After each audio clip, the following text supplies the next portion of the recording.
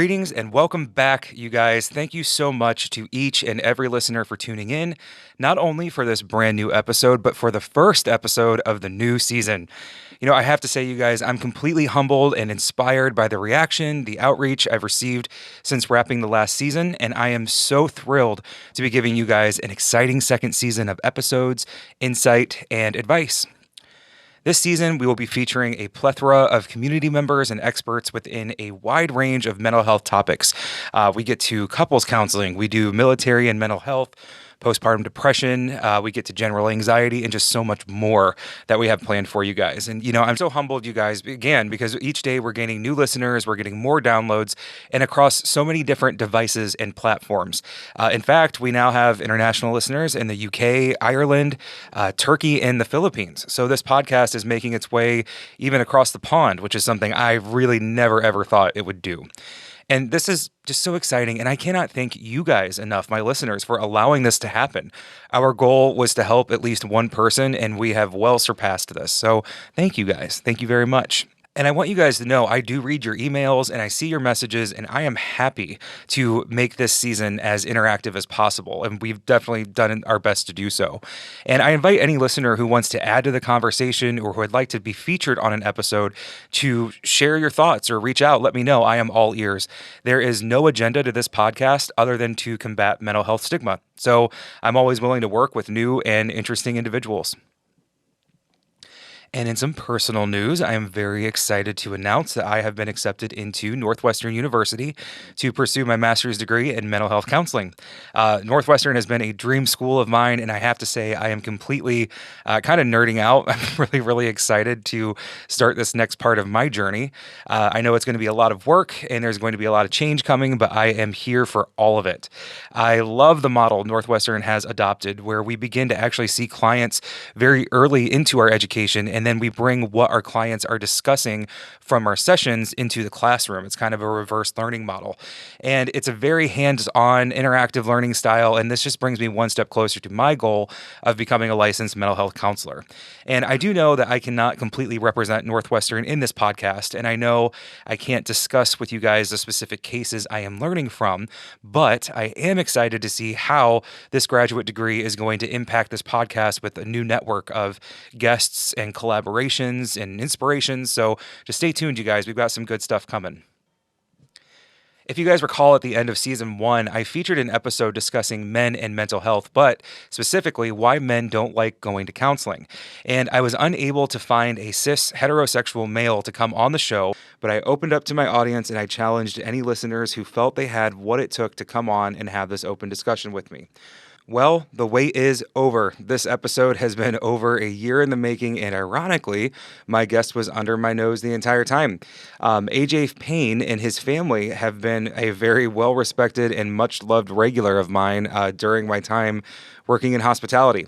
AJ was born and raised in the Clearwater area, and he graduated from Osceola High School in 2014. Shortly after, he joined the Marine Corps, and he moved to Oceanside, California for a few years, and then he got out in June of 2018. After the Marine Corps, AJ went on to get a job at ASI, American Strategic Insurance, to become a QA analyst. This June will actually be 5 years at his company.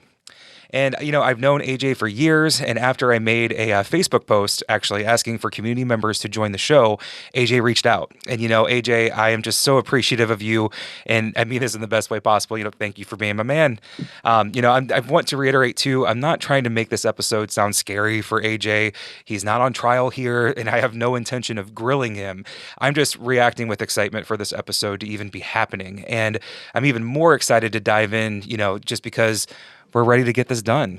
Let's go for it. So welcome back, you guys. This is Men in Mental Health Continued. And just to make sure everybody is on the same page, I wanted to give everyone a brief recap of some of the concepts and the theories and some opinions I brought up during the previous Men in Mental Health episode. A recent study had found that nearly 40% of men refuse to talk about their mental health, despite the fact that 35% of men believing in a private survey that at one point in their lives they had a diagnosable mental health concern. Men often see counseling as a form of weakness, and then this weakness directly impacts a man's ability to be vulnerable. Many men also have more difficult times expressing their thoughts or their feelings, and they often feel a counselor is there to try to outsmart or trick them into exploring sides of themselves they wish to keep suppressed. I also suggested theories of evolutionary psychology, which introduced potential psychological predispositions that dated all the way back to prehistoric times when men were hunters and women were gatherers. And some of these theories actually kind of explain how when men are met with a direct threat, and back in those prehistoric times, it could have been when they were hunting their prey, kind of maybe if they're even being attacked by their prey, something along those lines.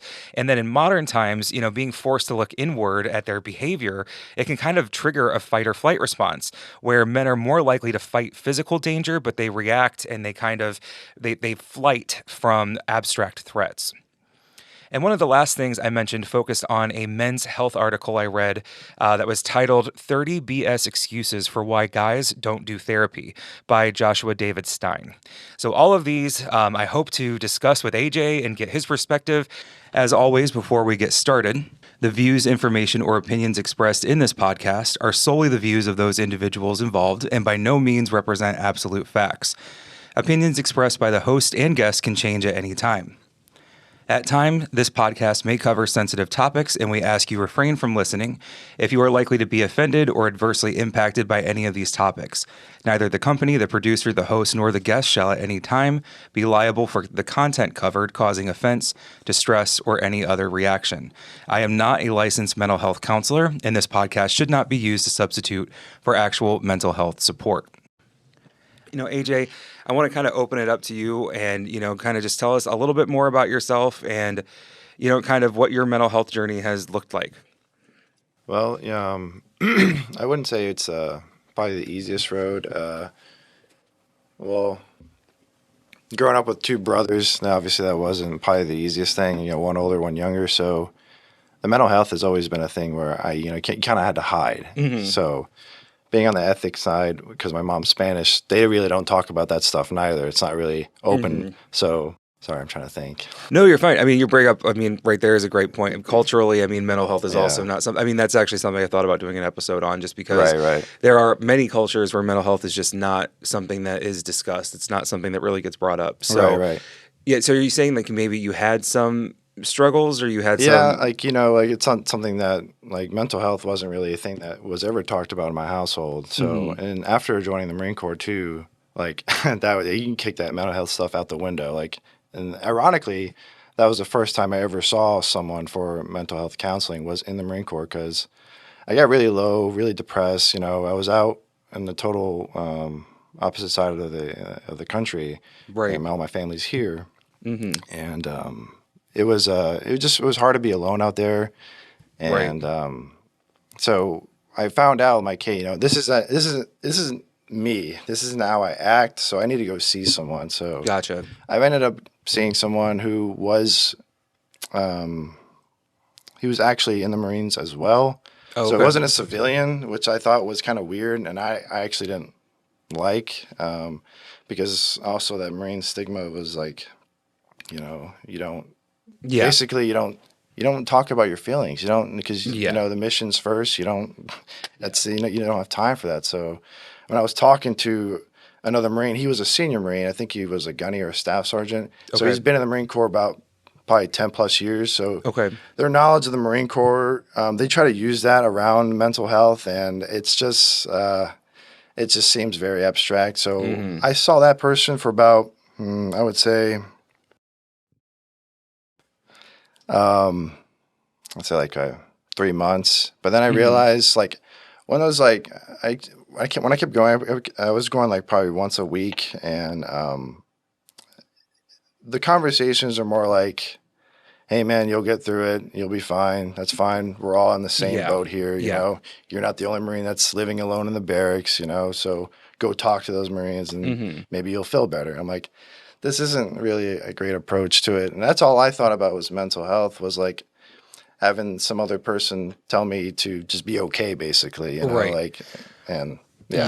and those kind of structures too, and I'm not bashing, anything that the Marine Corps would have in mind, but I've also seen this with, there's a lot of times religious counseling too. Like in certain religions, we'll put these counseling groups together, but they're very biased to basically whatever the agenda is. So whether Right. it's what that religion believes in or what they're pushing for, and the Exactly. same thing in the Marines, and or any sort of, I would say anything that's not based in science, that's not a theory or a counseling program, or, That's just right. something that's put together. Exactly. We counselors who go into the schooling for it, I mean, we really look objectively at the whole person.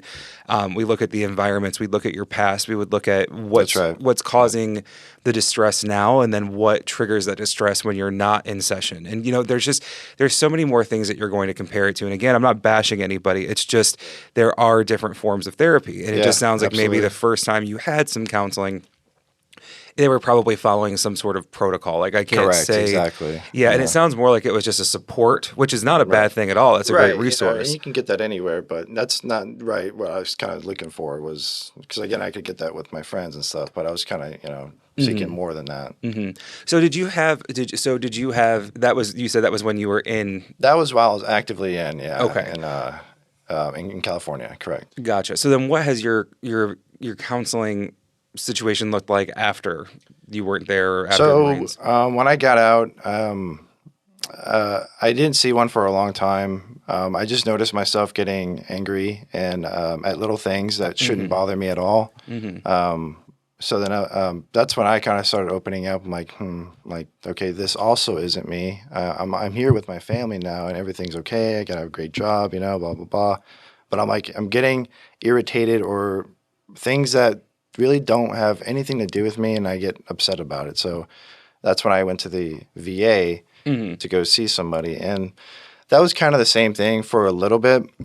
Until recently, about a few months ago, I was actually got like a first civilian. She's a doctor, and we've actually been setting up a plan and stuff like that. So it's her. She's been great.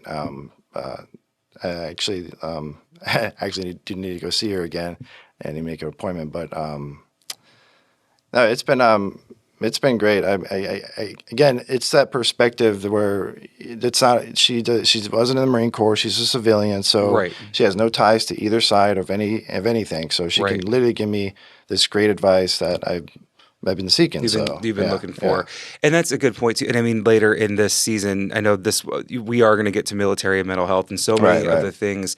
We've already recorded one of the episodes for that. It's going to be a 3-part episode, and one of the things that was majorly brought up are the same themes actually that you're saying, which is, you're trained to do the mission. You're there for a reason. You kind of have to put your feelings aside. Everything else goes aside.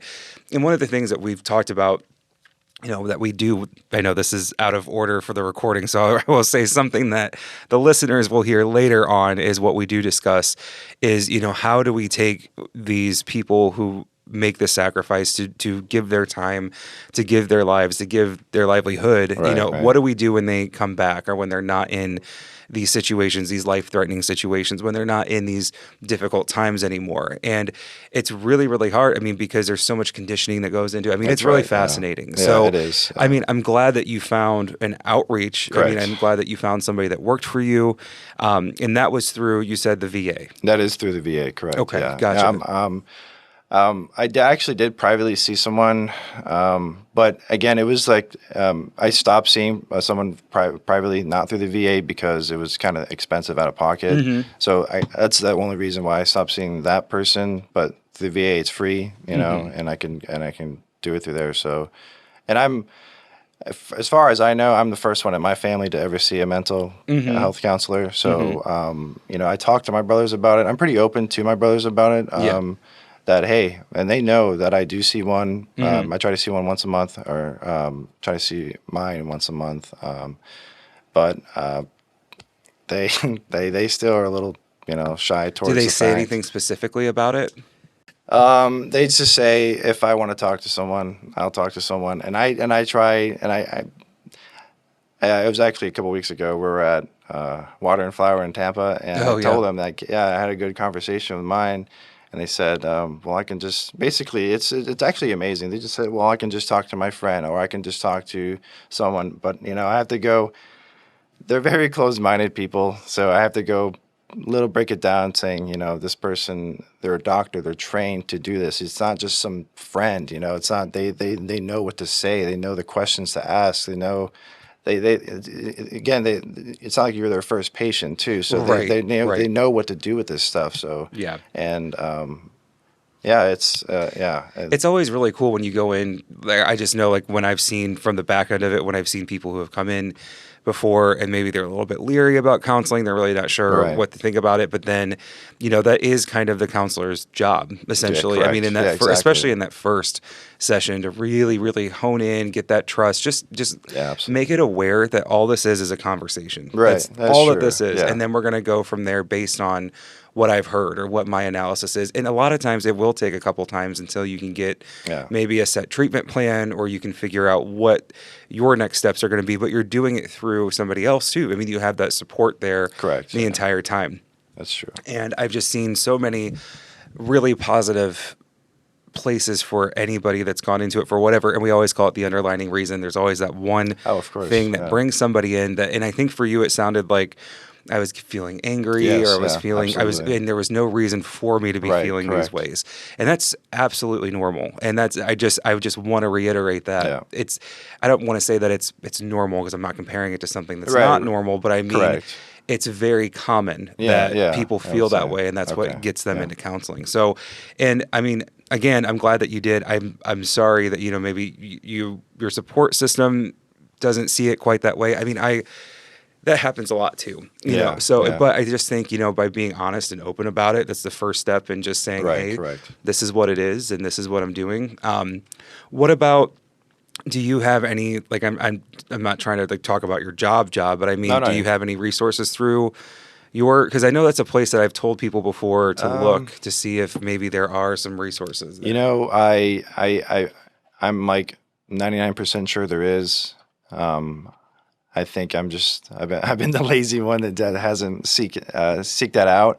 No, not at all. There's so many people that don't know what it's really, it's fascinating. There's so many people that you tell them what that your EAP is, and they're like, what? And they're like, I didn't even know that was part of my. That is, right. Like, what's even there? Exactly. So, I just was wondering if that was something, because what I'm really trying to focus on with having you here is, you know, because, like, I always joked, I was like, all of my guests are either gay men or women. Right, I know. And you know, I'm really trying to get in here right now and get some really good perspective. So one of the things that I did want to talk about, or that I touched on last time, was that article that I read that talked about the 30 bullshit excuses why men don't go to counseling. Correct. So, and actually, and not to say that yours was, but I did hear you kind of say one of them that was on here anyway, just about, like, counseling being pricey, like when you're paying for it out of pocket. Right. Yeah. And that is, it's just funny, because it's going right along with, like, what this article was saying and what we're trying to say from being here. It is, and I definitely don't want to sugarcoat it for people. And you know, counseling, if you're paying out of pocket, can definitely be it can be an expense. Yeah. And, you know, and it's one of those things that I've told people before when I was getting my own counseling. I think initially it was a $175 session, I believe is what the cost was. And then we got in, and I paid that the first time. But I knew that if I was going to continue to need counseling, that I was not going to be able to afford that. Right. And so, so I had and so when it came, and actually she took that right off my plate anyway, because it was she was, and actually I've had EJ on the show before, and she just had a really good structure she made it very comfortable. She's like, okay, let's talk about money. And I mean, she's not, you know, she knows, because I was like, well, I'm a bartender. You know what I mean? Like, you put in your questionnaire and everything. And I think she also had worked in hospitality. So she was just kind of like, you know, is this something, like, are you comfortable with this price point? Yeah. And we ended up working something out, but it was enough that she was happy with it. It was enough that I was comfortable with paying that. Okay. And so, you know, and so I'm just saying, it's just another thing to point out, because it was something you had brought up, you know, is that it can absolutely be. But what I did find was, I actually kind of, like, I cut out things that maybe weren't as good for me. Like like I really did. I was like, okay, so if I don't go out to the bar, and that's $130, $140 tab, you know, just depending, you know how the night goes. You just never know. Absolutely. Or it's maybe like one less dinner. And if those are, you know, if those are like a night out type of thing, but if that's something that I enjoy and I need, that's one thing. But if it means that just for right now, to kind of help me make sense of what's going on or organize my thoughts or just get into a place where maybe my anxiety is not so crazy, then Correct. I can kind of go from there. So what do you think about? Another. So to kind of piggyback on that was when I did see someone out of pocket, I was like kind of questioning myself because that person had said, "Do you want to see? Do you want to come back next week? Do you want to come back the week after?" And I was like, "Oh, geez, like if I have to do this like every week, this is going to be like really Yeah, you're expensive." adding it So up in your and head, then it's yeah. like 10 miles away. So then that's when I also started questioning. Okay, so I know I need a counselor, but how often do I need to see one? At this point, I'm seeing one once a month, which I think it's been fine for me. But at the beginning, I honestly didn't know. I was like kind of brand new to it. Do I need to see one every couple of days, every week? Yeah. And if that's it's gonna be really expensive. So that's kind of how I got on the track of going to the VA anyway. That I knew it was free there. So Right. Yeah, for sure. Absolutely. I like that you brought that up because it's one of those things that is definitely a concern for people before they would go in. And I would just say, do your research and know that most counselors do work on that sliding scale. Oh, of course. And also, this is a treatment plan for you. I mean, and like I said, most counselors, some might have an idea of what a treatment plan is going to look like, which means that they're going to at least have an idea of how many sessions ideally they would like to have, but sessions fall through all the time. I mean, it happens. Things, and it's one of those. I've even noticed myself, like if something comes up and I'm like, oh, I have a counseling session. The first thing I will do is try to reschedule that I just, things do happen a lot of the time. And I mean, I'm trying to fight the stigma. I do the same thing. So it's just funny that it's very easy to get caught up in that. But just again, with the money, just know that there are probably ways that, and this is not, I'm not saying this to you, I'm saying this to listeners as well. There's probably some way that you can sort of work around that to make yourself comfortable with that. Yeah. But also a good point is do ask about your treatment plan. Ask your counselor, how often are you seeing this happen? Because I got into one of those too, where I was like, okay, I almost felt like I was being swindled a little bit because I was like, okay, so it's $125 for this, and then it's $100 for this, and you want to see me every other week, and I don't really feel like I'm getting the, and I mean, and just, and it's fair, and it's fair to be able to ask it. So in the same way too, I went to the dentist. I had some dental work done, and I kind of like, I have to get a root canal anyway. And I was like, well, why the hell did we do all this? But you know what? I didn't ask. Like, I didn't ask the questions that I should have. And so it just kind of, it's kind of that same thing in anything that you do, it's, especially when it comes to your health, your mental health, your physical health. That's right. You should always be an advocate for yourself. So just kind of keep that in mind. There was another one. I mean, there's plenty of these excuses, but I do think that they're kind of interesting. And if you felt, I know because you're very open. I mean, if you felt any of these, let me know because I think it's important to talk about. This one says they're going to sit there and judge me, and they're assuming the counselor, and I'm not going to pay for that. That's right. Do you think that's accurate? Yeah. So I mean, I personally heard that from probably my oldest brother. I would say he's not gonna. He's the type of person that he wants to solve his problems himself and not reach out to anybody. And so that's 100% him. And I've heard that before too, where like, again, where I said in the past, where I can just talk to a friend for free, right? But your friend doesn't have that years of experience and education that they went through to talk to people like this. So it's a massive difference. You're paying. You're paying to talk to someone, but you're paying for that knowledge and that guideline they're going to put you in to set you right. Yeah, and I've always said, no matter what, my own personal experiences with counseling, I always have an aha moment where it was, and I always think this in my head because I'm pretty cheap with my money sometimes. I mean, I just want to know if I'm spending it where it's going, that there's a reason for it, but there's always like a point where I'm like, okay, that was worth it. Like, and there's always just something. And a lot of times I feel like the more that I give myself to the process, the more of those moments I find. Yeah. So it's just something to also kind of keep in mind. But with this one too, number one, like, and that's such a good point.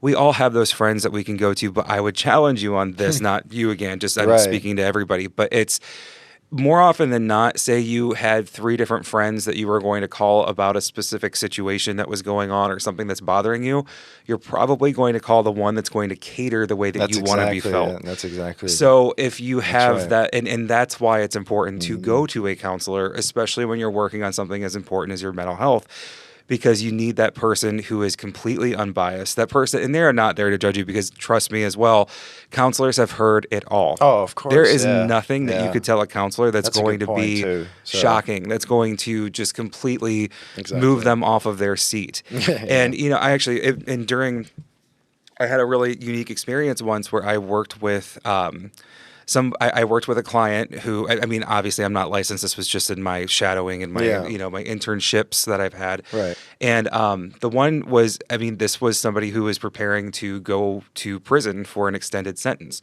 And I realized in that moment that my job as a counselor is not to, I mean, I learned very gruesome things about what he had done in Yeah. order to put him in his situation. Okay. But we still have to advocate for that client. That's right. Yeah. Yeah. Me being biased or judgmental towards the decisions that this person has made is not benefiting the client. Absolutely not. So it's just another That's right. reason to let, like when if you really think that someone's going, and you know what, if you do go into a situation and you have a counselor and you do feel like maybe they are being judgmental, one, bring it up. I'm not comfortable with the way that this is going. That's a good I don't point, too. really, this is not like, Wow. I'm not here for you to be Yeah.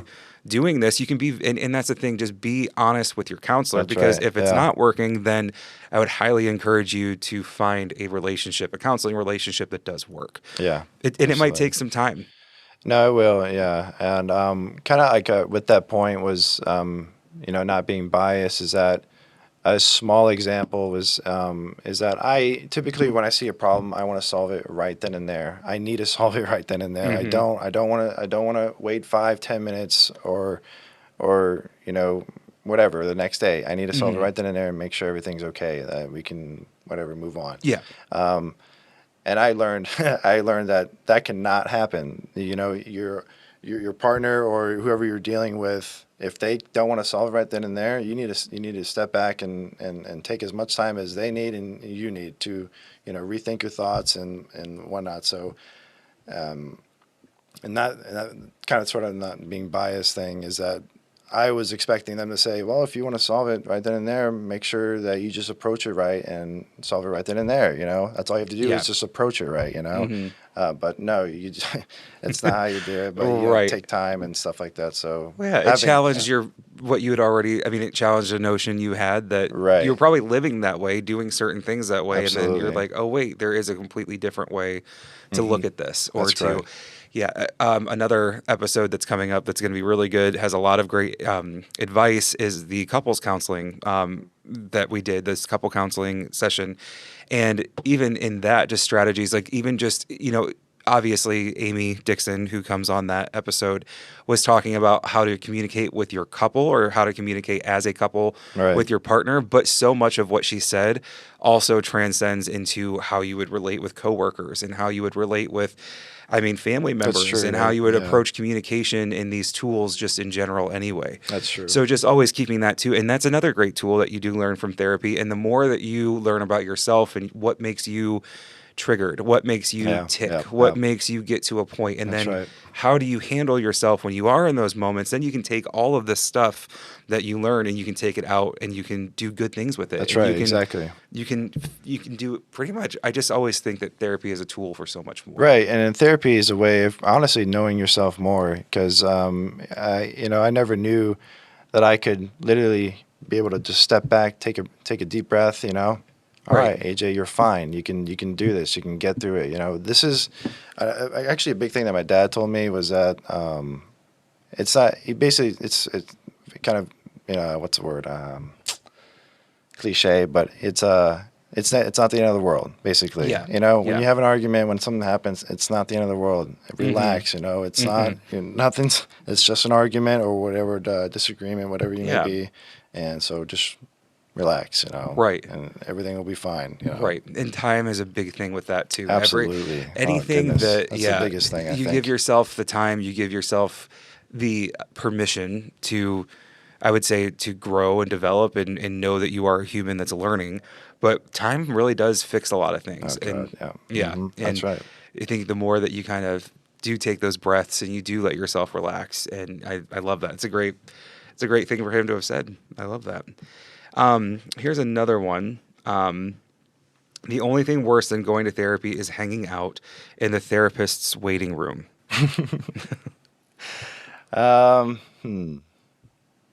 That's interesting. Right. Because That implies a lot, yeah.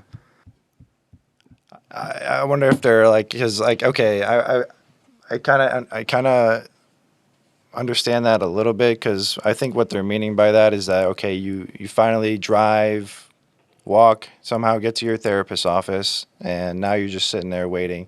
And I think that's when your mind starts really, really racing. Honestly, kind of prior to me going on this podcast, I'm like, okay, what are we, what's going to happen? What are we even talking about? I can't, can't mess up or whatever, and so your mind just starts racing. Next thing you know, hey, it's your time to come up, and next thing yeah. So I feel like that's when, like, yeah, you're in the waiting room, just sitting there waiting. It's like, oh God, like, yeah, what are we gonna, what's the session gonna be like today? Right. Like, what's gonna happen? Am I gonna gain anything out of this today, or if it's gonna have to wait till next month or next week? Right. Yeah. Right. Yeah. Well, and two, I mean, I think especially from like a guy's perspective, where guys tend to kind of probably like to be in control a little bit more than not. Yeah. You're about to go into a room where you're not really sure what's going to happen, what the direction's going to be, because that's a counselor's job. That's You are right. there to be the client, and it can be very difficult to put yourself into that role. And we always talk about too. We hold so many different hats, or we have so many different roles that we all have as humans. We might be That's right. brother, we might be husband, we might be uncle, but we are also whatever our roles at work are, and if you're a leader in that position. And so sometimes it takes a lot to remind ourselves, like, hey, right now I'm allowing myself to be the role of just AJ or just Bradley right. or Okay. Yeah. just Tyler who's over here. I mean, when we Yeah. go into these situations, we are just that person. That's right. And we're going to take this time, we're going to focus on that person, and we're going to see what we can do to help make that person even better, and how to make that person's life easier in their transitions into what they're going to go out and do in the world. So I did like this excuse though, because I have actually, I mean, and it's funny, especially like if you're in a small town, because that's something too. My counselor, the first time I went in, she was like, so we live in a small town. Okay. Which, I mean, Dunedin's a pretty small suburb of the Clearwater area. So, right. She was like, we probably frequent a lot of the same restaurants or the same, and I worked in hospitality. Right. And so, and she basically said, if we go out into public and I see you, if you see me and you want to say hello, then I know you. But if you don't acknowledge me, then I don't know who you are. Like, I don't know you. Okay. So, and I really did like that approach, because Yeah. this is kind of hitting that with the That only thing worse is just like hanging out in the waiting room, is because you're probably a little bit worried, especially like I said, in small towns. Am I going to run into somebody that I know, or is there and that's just going to put more judgment, more shame.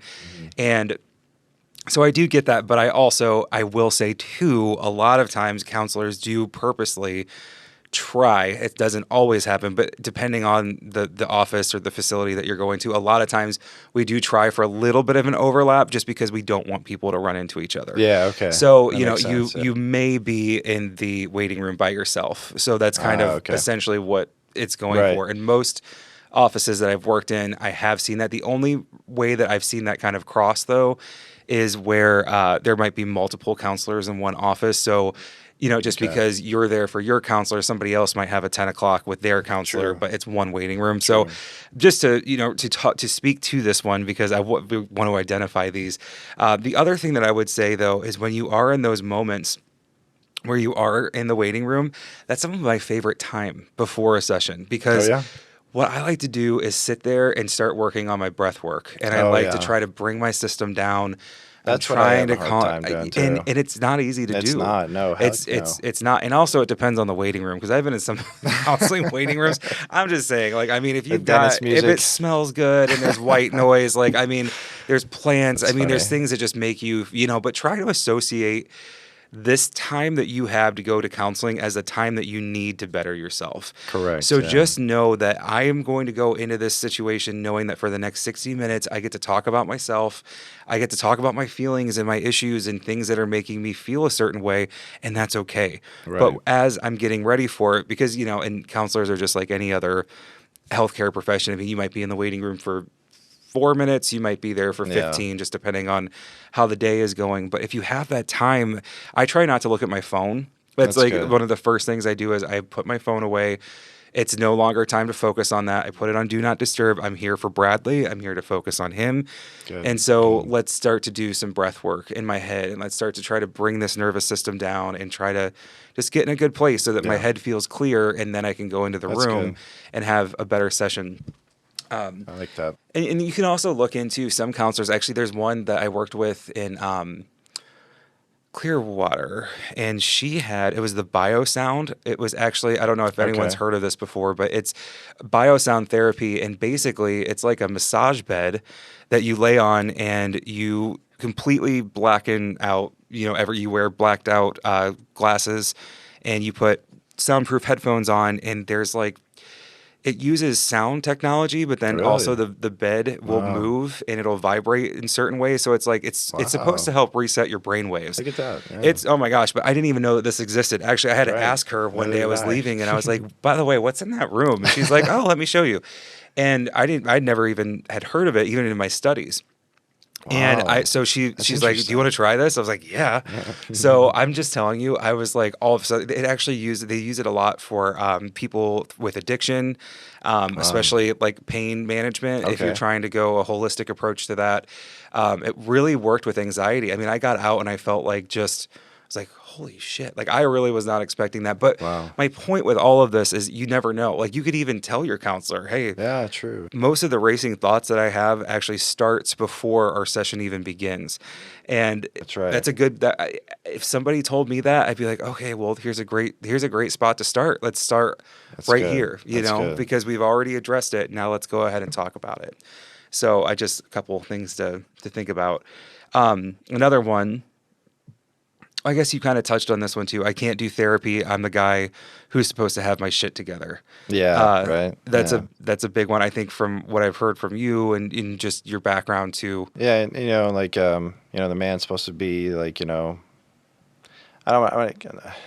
what's like lack for a better term, the backbone, Yeah, for the masculinity. yeah, for the Yeah. family, like everyone goes to him for the problems and blah blah blah. So, yeah, that's and again growing up with you know with two brothers, and those are my only two siblings too. It's Hmm. like it's a whole different ball game when Yeah, there's a lot it's of yeah, layers there. correct, exactly. Yeah. Well, I mean, as a man, did you feel less of a man by going to counseling? At first, yes, I felt absolutely. I felt I was uh, peeling back a layer that shouldn't be exposed, Mm. for lack for a better term. So, like kind of like how you were saying, like in the waiting room, like if you see someone come in that or someone like, there was one time in the beginning where I was on my way to therapy, and um, my brother had asked me, like, "Hey, where you going?" I'm like, "Oh, I'm going to the store," Yeah. Yeah. And I go, and that was my brother coming. And that was in the beginning too. So, Right. but now I've been a lot more open about it. So, Hmm. but in the beginning, yeah, it was very tough because, again, I felt like that I up until like, basically my entire life up until like in the Marine Corps and after the Marine Corps, I felt like I've been able to solve all of the solutions, Hmm. problems in my life. I've Yeah. been able to find some sort of solution to any problem in my life. So, but with mental health, you just can't do that on your own. You really Yeah. can't. You can't, and it's going to be worse if you do it on your own. And you need to Hmm. seek someone who can like basically professionally help you out, not just friend, brother, Yeah. sister, Well, cousin. that's when you're not taking care of yourself, that's when we see a lot of these issues do come to fruition. And whether it's self-coping, whether it's, just not finding effective ways of moving through something that was painful or something that was traumatic or something that continues to trigger stress. Right. There's all kinds of things, and it will affect everything. It'll affect your work. It will affect your relationships, your family, even just like the way that you maybe run your household or the way Correct. that, everything. And it's just one of those kind of like, you almost feel like before people know it, that's when they get to a point where they're like, okay, there very much might be a problem here. And then that's when people come in, but that's okay too. Yeah. That's why counselors are here. That's true. That's why we do what we do. So absolutely. So how about, and you don't have to share this if you don't want to, but I mean, did you have to go on any kind of medication or anything? Good point. So, when, I had first, thought about seeking out mental health and in the Marine Corps, I that's another stigma. I thought that they were going to put me on medication. I thought they were going to be like, you know what? It's weird that I thought that, honestly, now, but I immediately thought as soon as I see someone, they're going to just say, hey, maybe we should just put you on this and that can help you out. So, but no, I have not been on any medication. I've never been asked to be on any medication. Right. So, but that was actually a big point that I thought immediately. I'm thinking I'm gonna have to be put on some weird thing, and it's gonna affect me, and I possibly won't be the same person. Blah blah blah. So, I was afraid of that, but that wasn't. Basically, I've never been asked for any of that. So well, and that was another one of the excuses too. Is I don't want to take pills, and this happens, and this is not just among men. This is men, women, everybody. Right. I've ran into so many people that have told me that that's one of the major reasons why they don't want to go to counseling, and I think there's a lot of stigma involved with that in general. Right. Just because, one, a lot of benzodiazepines have been very abused. Xanax is one of those things. I mean, and there's a whole history there. There's a whole thing that goes into that. And I think a lot of people almost were, especially I think like our generation, they were introduced to these drugs more recreational than what they were supposed to ever become. I believe that. And so a lot of people think, well, I don't know. I think I've run into people who have even been like, well, I don't know what it's like to take Xanax if it's prescribed to me,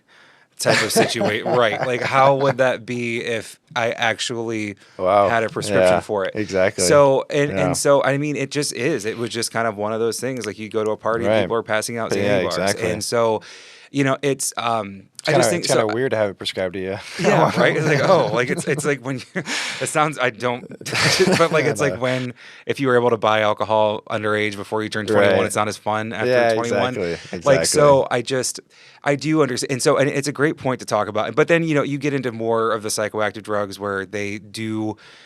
Where I'm not going to say that they change who you are, but they're going to change your behavior as you are working through what you're working through. Absolutely. Yeah. And so some people are long-term, some people are not. Some people just need, the great example is like postpartum. There are some women who will continue to need drugs as they go forward. And there are some women who don't need the medications after, maybe just a little bit to kind of get them to where they need to be. And the bottom line is, and I do understand it, you have to do what works for you.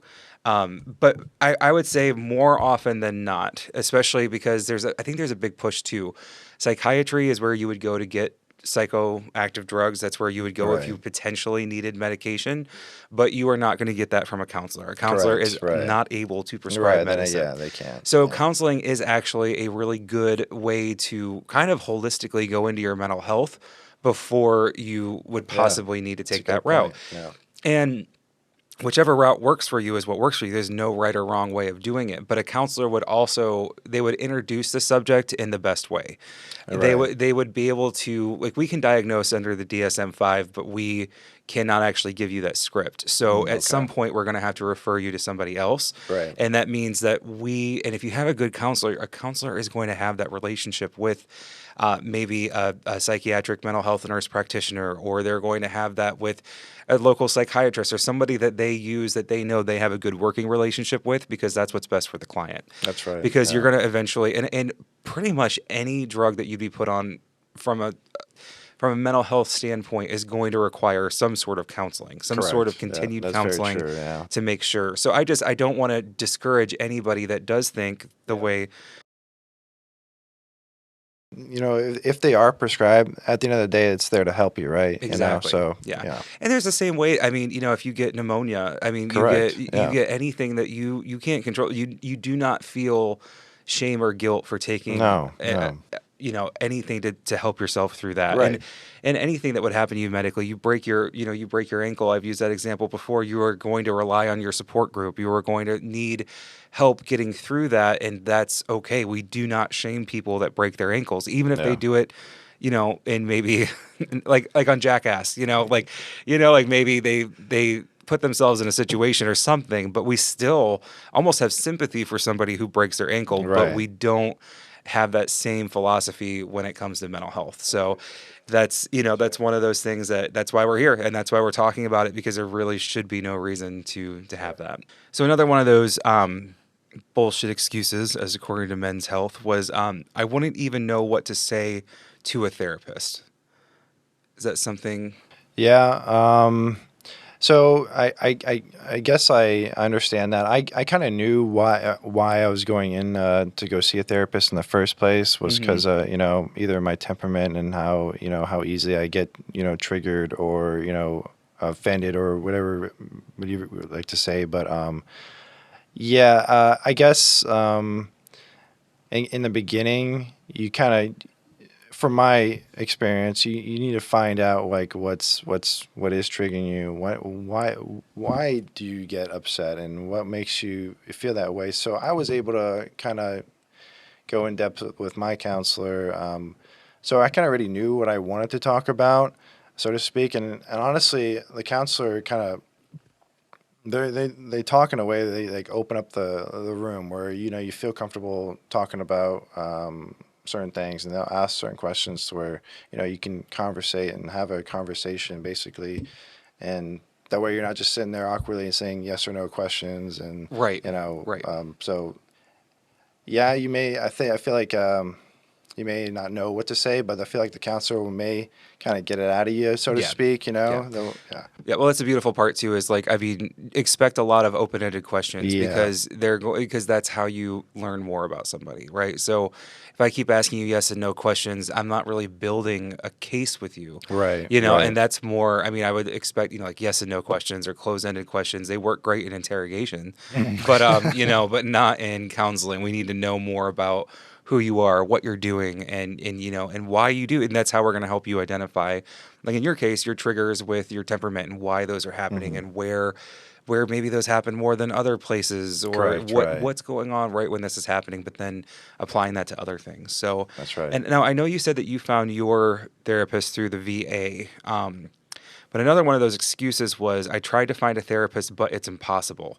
So, I mean, did you try to look for a counselor Yeah. before the VA? I did actually, and that's the one I saw out of pocket. Was the it's like about a year or two after I got out of the military when I moved back here. Okay. I knew I needed to see someone, so I went on Google and I said, kind of like I typed in I think I typed in anger management counselor or some mental health counselor, and I saw one that was rated like a 4.5 with like 12 reviews. Yeah. Right. And I saw that and I was like, okay, and it was kind of close. So that's basically, I saw that, and that's what worked. I called and I made an appointment, and but that's when I realized I didn't know how often to go, and that's when I went and seeked out and the how VA. quickly that But was. Yeah. I wouldn't. It's not hard to find at all. I mean, I Googled it and immediately was able to find so many. And I just picked one. So Yeah. Well, and it's a good point too, because I think a lot of times I did the same thing when I knew kind of what I was going in for. I looked up counselors who I thought, or counselors who maybe specialized in something like that. And even, well, not even like for mine, I just looked up like LGBTQ plus like friendly. Correct. Not Right. that Yeah. there wouldn't be Right. a Yeah. counselor who should be unfriendly, but I mean, I just thought somebody maybe who has done work in this area Of course. before, Yeah. because a Yeah. lot of what I wanted to get to, or what I thought I wanted to get to, had to do with those issues or Right. those feelings Absolutely. I was having. Of So course. I get that too with if you're seeing this temperament and you're looking up the anger. So but you can do that. Psychology Today is a big resource for that, just Right. because the counselors do have to pay to be on there, so That's they have right. to be verified. So they are kind of really using that as an almost an advertising tool to get to the people that are looking them up. But their search engine is also very specific, where you could put in specifically whatever maybe is troubling you most. So Yeah. whether it's Okay. like Yeah. postpartum is something you could put in. You could put up counseling, a couples counseling. Um, I That's mean, shit, right. you could do PTSD, you could Hmm. do depression, anxiety, and then and especially if you have been diagnosed with a disorder before, you could also put in maybe what that is and find somebody. I mean, there's going to be reasons probably why they pop up, and one of them could be, like you said, the Right. reviews too. That's right. So you can Yeah. see what people, what their experience was like, Correct. relate, and go from there. Yeah. So the other one, and this is the last one I kind of want to touch on, is this one says, it was like the last one that they had, and it said, "Fuck it, okay, I'm scared," is like the final one. But I know that you said that you did feel a little bit vulnerable the first time that you went, Yeah. or when you Absolutely. first started your counseling. So I mean, is it fair to say that like guys are scared to go to counseling? That's 100% correct. Yeah. And it's just that stigma that we all hold that, whether, male, heterosexual, homo, it doesn't matter. Just because you're a male, this facade that we pull up, it's like, oh, well, Bradley looks like he's got his stuff together, nice hair, beautiful, he doesn't Thanks. have problems, right? He's great. He can solve it on his own. So, yeah, so I was definitely scared. I would say, I mean, nervous, super, super nervous. Yeah. Because, seeing this random person, Right. Right. that you're going to, divulge all this information to, Yeah. Yeah, so I definitely agree with that. That's another huge. Yeah, and it's like most of the time, for the most part, you don't really just go up to somebody on the street and start talking to them, a complete stranger, and start talking Yeah. to them about. I mean, maybe in a bar, but I mean, Right, you're not right. necessarily going to do that like just in everyday society. But do you regret counseling at all? I mean, would you say that? No, no, I don't think anybody should ever regret counseling. I feel like I listened. I was watching, not listening, not watching, listening to one of your podcasts, and you had mentioned that you had saw someone that really wasn't the right person for you, but you Oh, learned from them to the things that to not emulate yes, from them and stuff like that. yes, So, in that aspect, that you can gain something out of counseling, each time you go. So, yeah, I've learned a lot about myself and how I can control myself, my thoughts and my feelings, and the words that I say, the actions that I do. And it's just again with seeing a counselor, it's they kind of get um, they make you know yourself a little bit more than you did prior. So right. And that's not a yeah, bad thing, right, right? absolutely not, absolutely not, exactly. So I never knew I was able to take a deep breath, walk away, and I am capable of doing that. So, Yeah. which is great. And I never knew that until I saw someone. But yeah, it's always beneficial. I would say, in Yeah. my opinion, it's always Well, beneficial. good. Well, I'm proud of you that you went out there and you knew that you were aware of something that you needed to change, or that you wanted to change for your own betterment, and then found a counselor, found one that worked for you. It sounds like you've made strides from where you probably, I didn't know you then, Yeah. but I Right. just Correct. mean from where I would assume you would have been before counseling to where you are now. Right. And then also you found a way to maintain an effective counseling relationship. So That's right. that once a month works for you, and that you can take that and go forward. You can go into your Right. life and do what Correct. you need to do, and you can have the job and make these. You mentioned that you're moving, and That's so like right. moving Hmm. is a very stressful situation, Yeah. and some of Yeah. those same things might come up, but you're going to know how to handle it. Right. Right. Exactly. Exactly. That's a good point too. So no, very true. Well, we are kind of wrapping up here. I always give my guests, I always say, like, one last chance with the mic. Is there anything you want to say? I mean, any of the listeners, anything you want to kind of close up on?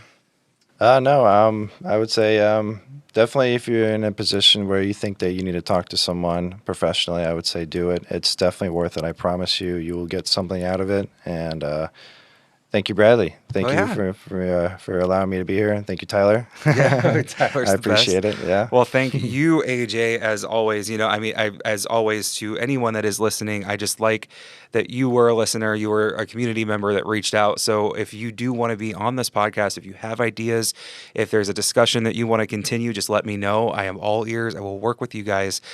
This has just been, again, so humbling. I'm so glad that I finally got a guy on here after Right. over a year. Which is great. Woo. So hey, it gives me hope for going forward. So Absolutely. Yeah. and I think we hit a lot of really good points as to why men don't like going to counseling, but Mhm. also I think we hit the point of what can happen when men do go to counseling, and Yeah. that's what's important. So Absolutely. Yes. again, to everyone out there, and to AJ again, thank you. This has been an episode of On What Brings You In. My name is Bradley Wank. I appreciate having everyone back for this first episode of the second season. If you or anyone you know is suffering a mental health crisis, please call or text 988. You can also go to www.988lifeline.org. Someone will be there to help you. I have recorded today at the Collab Studios in Clearwater, Florida, as always, thanking them for their direction and their insight. And this season, you guys, we're really working to build the show into something that can reach a greater audience. So if you have the time, I would really appreciate if you could like, subscribe, and rate each episode so that we can gear our content going forward and give you guys the best episode we can. My website is www.onwhatbringsyouinepisodes.com.